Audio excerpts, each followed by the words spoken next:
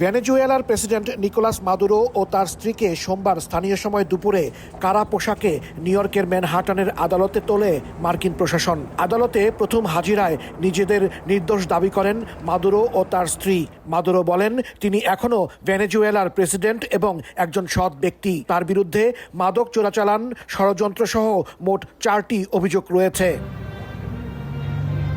আদালতের বিভিন্ন সূত্র মতে জানা গেছে এখনই জামিনের আবেদন করবেন না প্রেসিডেন্ট ও তার স্ত্রী। এর মধ্য দিয়ে শেষ হলো মাদুরোর প্রথম শুনানি। পরবর্তী শুনানির দিন ধার্য করা হয়েছে আগামী 17 মার্চ। এর আগে নিউ ইয়র্কের আদালতে শুনানি চলাকালে মাদুরোর পক্ষে স্লোগান দেন বিক্ষোভকারীরা। ট্রাম্পকে ধন্যবাদ দিয়ে পাল্টা স্লোগান দেয় আরেক পক্ষ।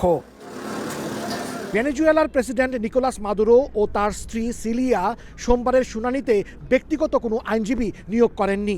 রাষ্ট্র নিযুক্ত আইনজীবী তাদের পক্ষে লড়েছেন। শুনানি শেষে মাদুরোকে এই আদালত থেকে হেলিকপ্টারে করে ব্রুকলিনের বন্দি শিবির মেট্রোপলিটন ডিটেনশন সেন্টারে নিয়ে যাওয়া হয়। এখন আইনি প্রক্রিয়া শেষে কবে ও কী রায় হয় তা সময়ই বলে দেবে।